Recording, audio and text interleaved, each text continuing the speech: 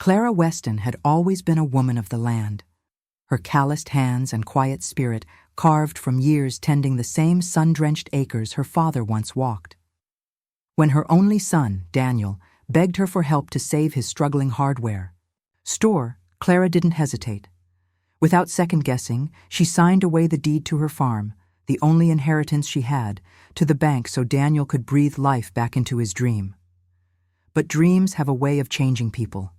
Months after the dust settled, Clara stood alone at the edge of the empty fields, the once familiar smell of tilled earth replaced by the sterile cold of foreclosure notices. There was no thank you, no visit, no letter from Daniel, only silence and the gutting realization that he had moved across the country without so much as a goodbye. Yet in that vast, aching quiet, Clara found something she never expected, the beginnings of her own quiet redemption. Clara Weston had lived in the same farmhouse since before she could walk.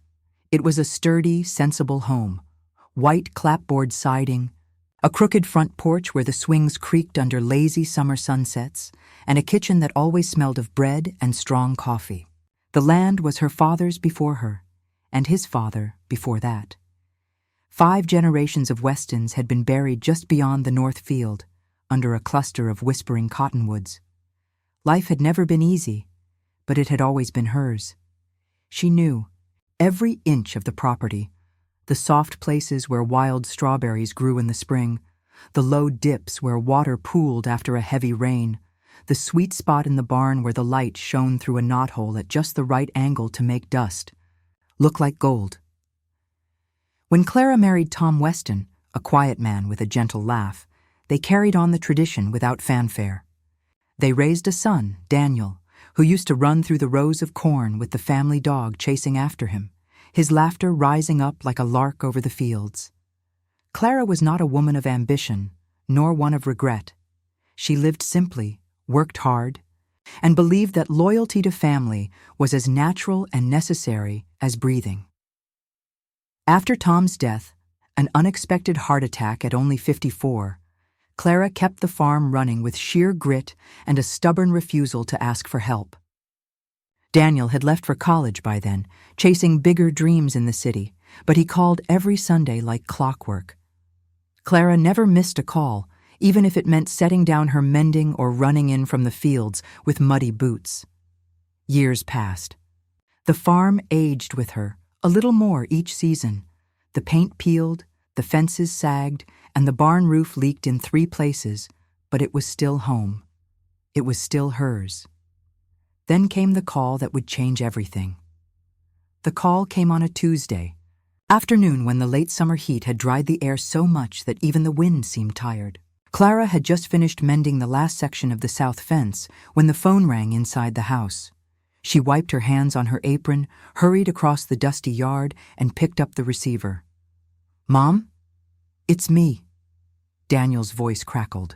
Through the line, too rushed, too strained. Clara smiled instinctively, though a flutter of worry stirred in her chest. "Well, it's good to hear from you, Danny. You sound busy." There was a pause, a heavy silence loaded with things not yet said. Then, with a sharp breath, Daniel plunged into it.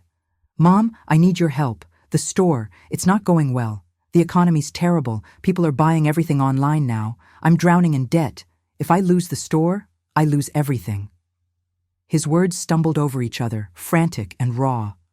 Clara sat down at the kitchen table, her heart thudding dully against her ribs. Daniel had worked so hard for that store, his dream of building something with his own 2 hands, something lasting. She could still remember the pride in his eyes when he first showed her the small storefront with its creaky floors and old-fashioned cash register. It wasn't fancy, but it was his. "What do you need?" she asked quietly, already knowing that whatever it was, she would find a way to give it. Daniel hesitated, as if ashamed. "I need a loan, a big one. The bank won't touch me anymore. I tried everything, Mom. I tried so hard." Clara stared out the kitchen window at the golden fields rippling under the late sun. The farm was paid off, the land still valuable. If she put it up as collateral, she could secure a loan for him. But it would mean risking everything she had left. Everything Tom had left her. Everything her family had built for generations.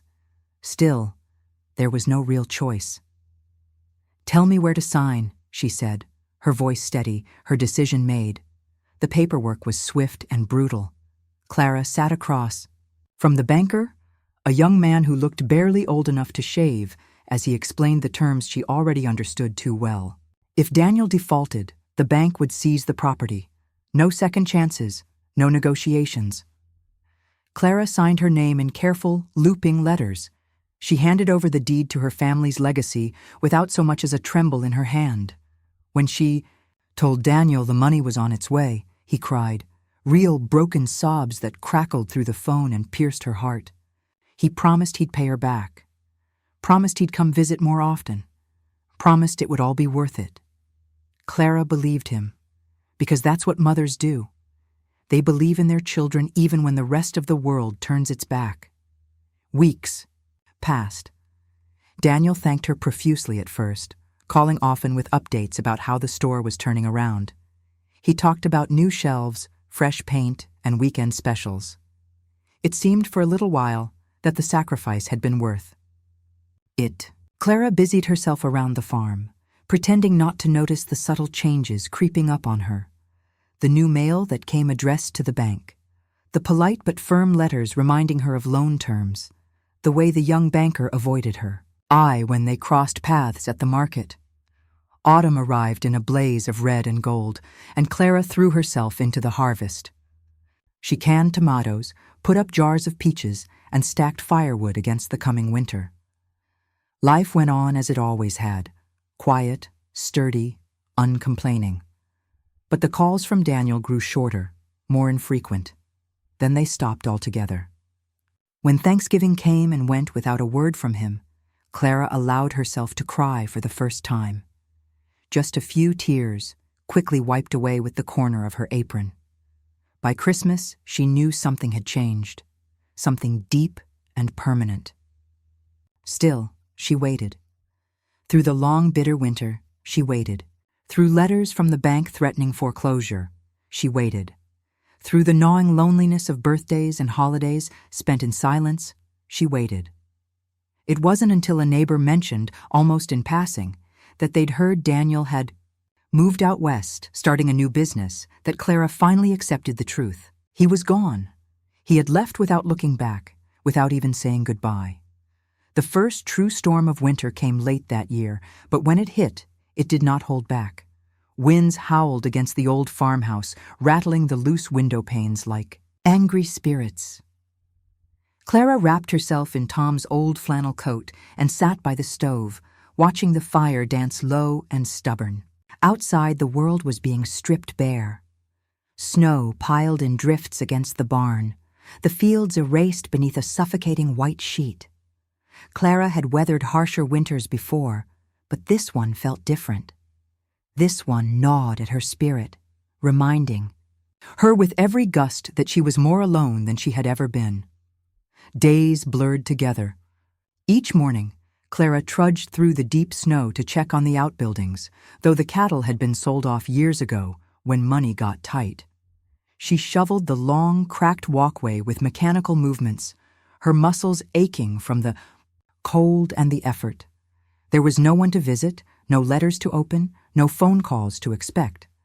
The loan payments had come due in the fall, but Clara could barely scrape together the interest. Selling off machinery and old equipment brought in some money, but it was a pitiful drop in an ever-deepening well. She baked pies for the church bake sale, knitted scarves for the charity drive, did small sewing repairs for neighbors, all while pretending to herself that it was enough. That somehow she could patch together the life she was losing stitch by stitch. But denial is a fragile shelter against the storm of reality. One grim morning in late January, a certified letter arrived, cold and official. Clara stood on the porch, the envelope heavy in her hand, knowing before she opened it what it would say. Foreclosure proceedings had begun. The bank would take the farm. The house she was born in, the fields she had bled and sweated over, the trees that whispered the names of the dead. All of it, gone. She sat down on the porch steps, the cold biting through the seat of her jeans, and stared out over the frozen fields. It was strange, the absence of feeling. No anger, no panic. Only a hollow resignation, like the stillness that follows the breaking of a dam. Word spread quickly through the small town. Clara had lived among these people her whole life. They knew the story without needing to ask. Some looked away when they passed her at the post office, embarrassed by their helplessness. Others offered awkward condolences that stung more than silence. Through it all, Clara remained steady. She held her head high, even as she packed away the few things she would be allowed to keep. The auction was set for March. As the date crept closer, strangers began to appear, driving slowly past the property in sleek cars with tinted windows. They were developers, she heard. Men who saw the land not as a living thing, but as potential lots and profit margins. They didn't see the history rooted deep in the soil. They didn't hear the laughter of children in the orchard, or the lowing of cattle at dusk. They saw dirt. Clara's lawyer, a kindly man who had handled her affairs for decades, encouraged her to fight, to appeal, to sue her son for restitution. But Clara refused. What good would come of dragging Daniel through the mud? What good would come from bitterness? It would not bring back the land. It would not bring back the years. No, Clara thought, better to let it go. Better to meet the end with dignity. A week before the auction, she climbed the narrow attic stairs and pulled down an old cedar chest. Inside were the artifacts of a life lived honestly. Her mother's quilt, still smelling faintly of lavender. Tom's wedding suit, carefully folded. Daniel's baby shoes, so tiny now it seemed impossible he had ever been so small. Clara sat cross-legged on the attic floor for hours, sifting through the remnants of her past. She laughed at old photographs, cried over forgotten notes tucked into the folds of fabric, and whispered quiet prayers into the dusty air. When she finally closed the chest, she did so with a sense of peace. The farm would go. The house would be emptied. But no one could take away the life she had lived there. No bank officer, no developer, no absentee son could erase the love poured into those fields, the prayers whispered into those winds. And when the auctioneer's gavel finally fell and the farm passed into new hands, Clara did not attend the sale.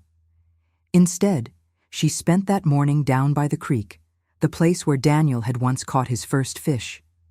She sat beneath the old, Willow wrapped in her thickest coat, watching the thin winter sun glint off the ice. The land would move on. Seasons would turn. And somehow, so would she. In the weeks that followed the auction, Clara lived in a sort of suspended state, hovering somewhere between sorrow and liberation. She stayed temporarily with her childhood friend, Mabel Turner, whose warm kitchen and steady companionship softened the sharpest edges of her grief. Mabel never pried, never pushed. She simply brewed strong coffee, set 2 cups on the table, and let Clara speak when she was ready. At first, Clara said little. Words felt inadequate to describe the cavern that had opened inside her. It wasn't just the loss of the farm. It was the loss of a lifetime of purpose, of belonging to something greater than herself. She had always known who she was when she was tied to that land. Without it, she drifted like a boat cut loose from its moorings. Nighttime was the hardest. Sleep became elusive, a fickle stranger that teased and abandoned her. Clara would lie, awake in the unfamiliar room, listening to the sounds of Mabel's old house, the ticking clock, the creak of settling wood, the far-off bark of a neighborhood dog, and ache for the familiar sounds of home. The groaning of the wind through the barn rafters, the rhythmic tap of the porch swung against the rail, the coyotes singing mournfully beyond the cornfields. She mourned those sounds like a lost family. It was during one such sleepless night that Clara's mind turned, as it often did now, to Daniel. His face as a child was still vivid in her memory. The mop of unruly hair, the dirt-smudged cheeks, the gap-toothed grin.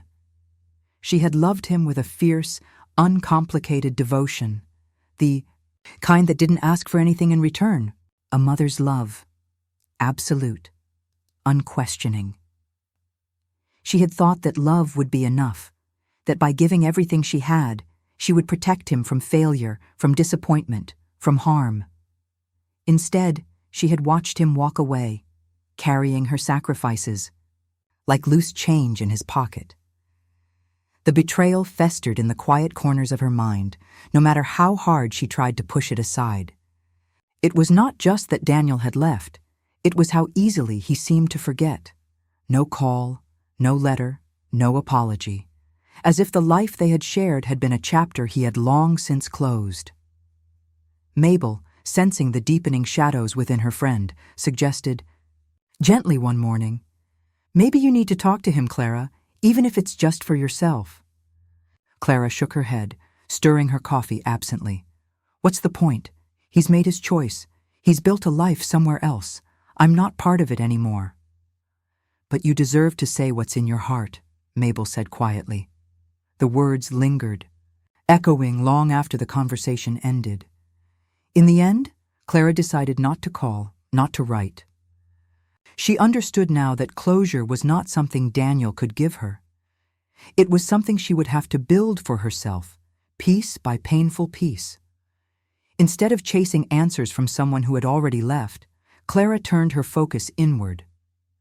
She found herself drawn to small acts of creation, the mending of a torn quilt, the planting of a tiny vegetable garden behind Mabel's house, the careful writing of recipes she remembered from her mother's kitchen. Each small task stitched her back into the fabric of the world, a thread at a time. One bright afternoon, while clearing out a box of old papers, Clara came across a crumpled photograph.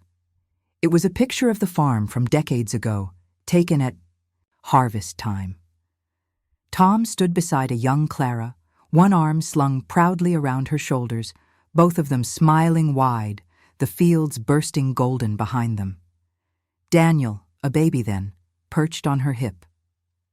Clara sat down hard in the nearest chair, the photo trembling in her hands. She traced their faces with her fingertip, lingering on the memory of simpler, sweeter times. At that moment, something shifted inside her. She realized that while she had lost the farm, the house, the familiar rhythms of her old life, she had not lost the love that built it all. She had not lost the grit that carried her through every drought, every flood, every sorrow. That resilience was still hers. It lived in her bones as surely as her name. Daniel's choices did not erase her worth. His absence did not diminish the love she had given freely, without condition. Love, she understood now, was not a transaction. It was a gift. And once given, it was its own reward. The ache would remain, she knew. Loss leaves its fingerprints behind. But so, too, would hope. Slowly, deliberately, Clara began to imagine a different kind of future. One not tied to a single piece of land or a single dream, but built on the enduring foundation of her own quiet, strength. She would find a new place to call home. She would grow new roots. She would carry her memories forward, not as anchors, but as seeds. The past would always be a part of her, but it would not define her. Not anymore. Spring arrived hesitantly, as if testing the world's readiness for renewal. The air softened, the earth released its frozen breath, and tiny shoots of green broke through the barren soil. It was a time for beginnings, however small, and tentative they might seem. Clara took notice.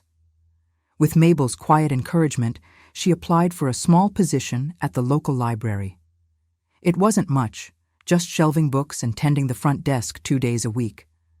But it offered a reason to get up in the morning, a place to go, a way to stitch new meaning into her days. At first, Clara felt out of place among the rows of books and the hum of the town's daily life. She was no scholar, no polished woman of the world. She was a farmer, a woman whose hands bore the scars of weather and labor. But the library welcomed her gently.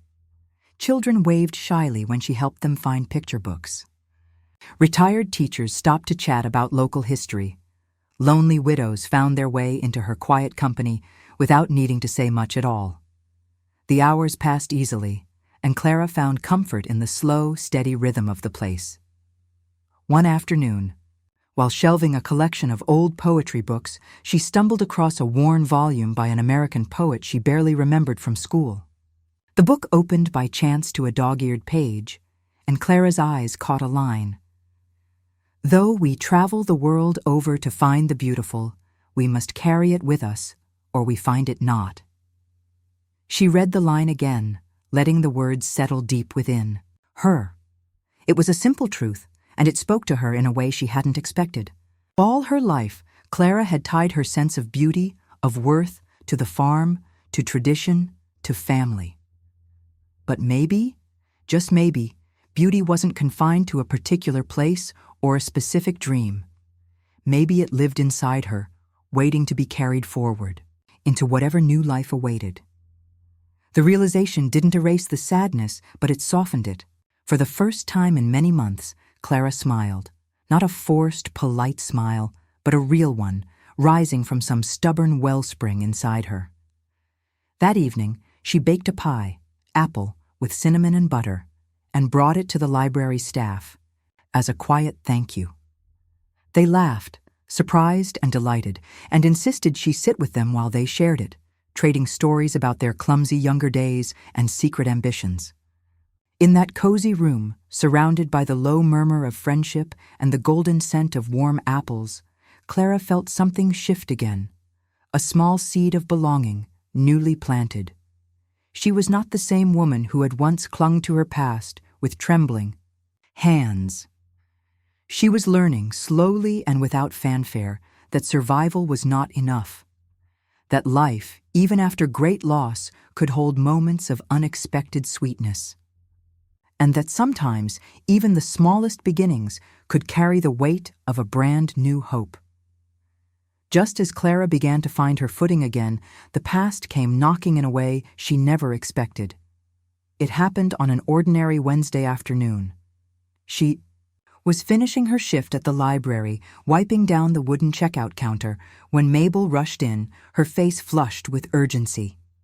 Clara looked up, heart leaping into her throat, bracing for bad news. "You need to see this," Mabel said breathlessly, waving a crumpled newspaper. Clara took the paper with trembling hands. There, on the front page of the regional section, was a photo of Daniel. He stood proudly in front of a gleaming storefront, cutting a bright red ribbon. The headline blared, "Local entrepreneur opens flagship store in Seattle." Seattle, thousands of miles away. The article praised Daniel's innovation, his perseverance through hardship, and his commitment to building a legacy of integrity and hard work. There was no mention of the farm, no mention of the mother who had given up everything to save him. Clara's vision blurred as she set the paper down. Mabel's hand was gentle on her shoulder. "I'm so sorry, Clara. I didn't know if you'd want to see it." Clara nodded, her throat too tight for words. She walked home slowly, the spring air heavy with the scent of thawed earth and blooming lilacs. Every step felt like dragging chains behind her.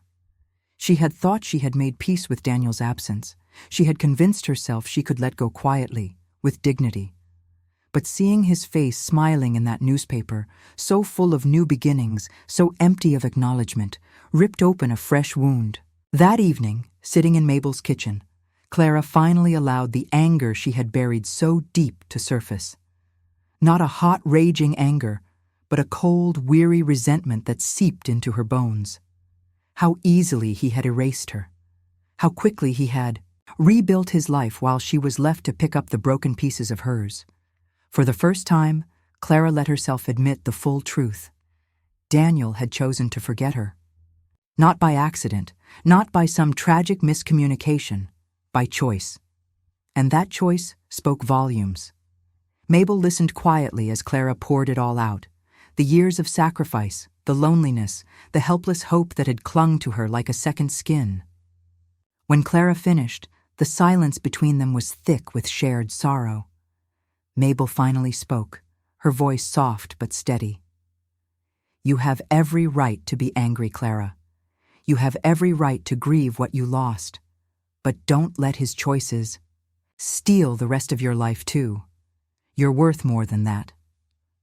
The words sank deep.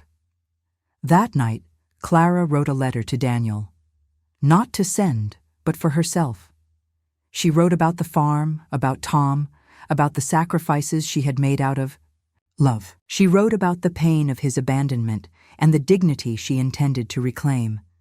She poured it all onto the page, every bitter and beautiful truth she had carried in silence. When she was done, she folded the letter carefully and placed it in her Bible, between the pages of Psalms, where laments and hope lived side by side. It was a small act, but a powerful one, an acknowledgement of her hurt, a declaration that her story mattered, even if Daniel chose not to see it. In the days that followed, Clara continued to build her new life. She rented a small cottage on the edge of town, with a tiny garden patch and a sagging front porch just waiting for a rocking chair. She adopted an elderly dog from the shelter, a shaggy mutt named Rufus who followed her faithfully from room to room. She did not harden her heart. That wasn't her way.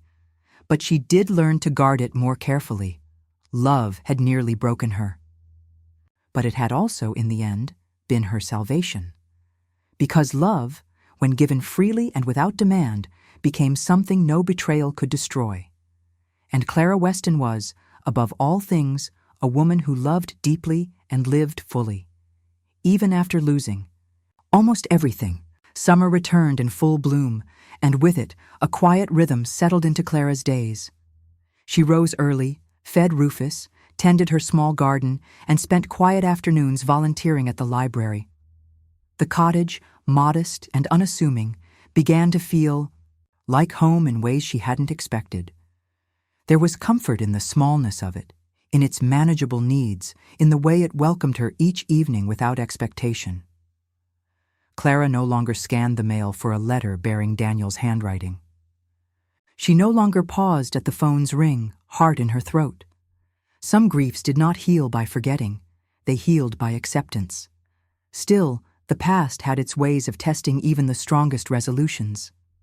One Saturday morning in late July, as Clara prepared a batch of peach preserves for the church fundraiser, Mabel arrived on her doorstep with a visitor, a man Clara didn't recognize at first. He was young, maybe 30, with a nervous smile and hands that fidgeted with the brim of his baseball cap. Mabel introduced him simply. "This is Jeremy. He's someone you ought to meet." Clara wiped her hands on her apron and offered him a seat on the porch. Jeremy hesitated, then sat. His words tumbled out awkwardly. "I work for Daniel, ma'am, out in Seattle, at his new hardware company." Clara stiffened, every muscle in her body tightening, but she kept her voice even. "I see." Jeremy glanced at Mabel for encouragement, then continued. "He never talks much about family, but one night, after too many drinks, he told me about the farm, about how he took it from you to save his first business, how he couldn't face coming back when he lost touch. He said he was too ashamed." Clara folded her hands carefully in her lap. That was his choice. Jeremy nodded, looking miserable. "Yes, ma'am, it was, but he asked me to find you, to make sure you were okay, and to give you this." He pulled a letter from his jacket pocket, slightly crumpled from travel. Clara stared at it for a long moment before taking it. Jeremy rose, seeming to sense that his part was done. He said, "He wasn't brave enough to face you yet. Maybe he never will be, but he wanted you to know he's sorry." Without another word, Jeremy tipped his cap and disappeared down the steps.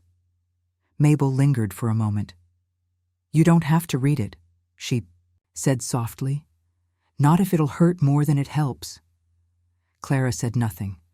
She turned the letter over in her hands, feeling the weight of it.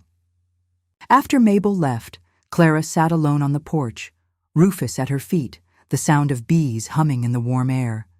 She opened the letter. Daniel's handwriting was hurried but familiar. He wrote of his shame, his selfishness, his failures. He wrote about the nights he couldn't sleep, haunted by the image of her standing alone in the fields. He said he loved her. He said he didn't expect forgiveness, but needed her to know the truth. Clara finished reading and folded the letter carefully, laying it beside her. Tears pricked at her eyes, but they did not fall. She realized something then, something deeper than anger, deeper even than grief. She didn't need Daniel's apology. To heal. She had already begun the work of forgiveness, not for his sake, but for her own. Holding on to bitterness would not bring back the farm, or the years, or the boy she once rocked to sleep against her chest. Letting go didn't mean forgetting. It meant choosing to carry the love forward, lighter and freer, unburdened by regret. Clara leaned back in her chair, the sun warming her face, the letter resting lightly beside her. Forgiveness wasn't a grand act. It was a quiet one, a steady decision made again and again with each passing day. And in that moment, with the buzzing bees and the scent of ripening peaches around her, Clara made her choice. She would live. She would forgive. And she would do both with the quiet, unstoppable strength that had always been hers alone. The summer deepened, and life, with its quiet insistence, moved forward.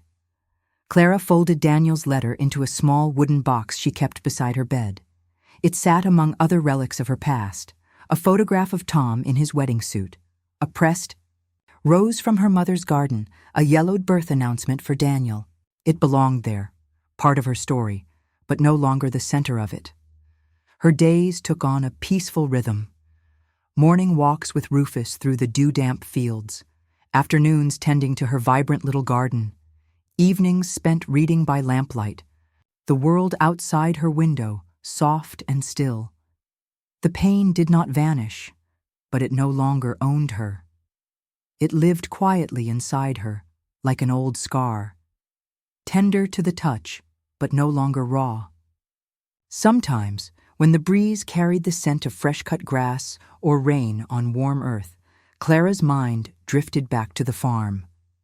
She saw herself young again, running through the golden fields, her hands brushing the tops of the corn as the sun set behind her. She heard Tom's low laugh, Daniel's childish shouts, the comforting creak of the porch swing. Those memories no longer hollowed her out. They filled her. They reminded her that she had lived well, that her love had been real and powerful, even if its return was not what she had hoped for. One evening, Clara attended a small gathering at the library, a celebration of local authors and storytellers. She wore a simple dress and a thin silver necklace Tom had given her long ago. When she arrived, several people waved her over, greeting her not as a woman who had lost everything, but as a woman who belonged. A woman valued for who she was, not what she once had. They asked her about her life, her past, her farm, and Clara, steady and smiling, told them her story, not as a tragedy, but as a testament. The words came easily, surprising her with their strength. She spoke of resilience, of hope, of finding joy again after sorrow. She saw the glimmer of recognition in their eyes, the silent nods of those who had lost and healed in their own ways. That night, walking home under the vast bowl of stars, Clara felt a peace settle over her that she hadn't known she was missing. Her life wasn't what she had imagined all those years ago when she first carried Daniel through the orchards. It was smaller now, quieter, but it was hers, honest and whole in a way she hadn't thought possible. Forgiveness had given her back herself, not the young girl who had once danced barefoot through the fields, nor the wife who had leaned so heavily on Tom's steady love, nor even the mother who had given all she had for her son. But the woman who endured, the woman who, in losing almost everything, found something even more precious, freedom. Looking back, Clara understood that life was not a single story, but a tapestry woven from many threads: joy and heartbreak, loyalty and betrayal, loss and renewal. She had once believed that her life's meaning was tied irrevocably to the farm, to her family, to the dreams she had built from the soil upward. Losing it all had forced her to face a truth she might never have otherwise dared to confront. She was not defined by what she had, or even by who loved her back.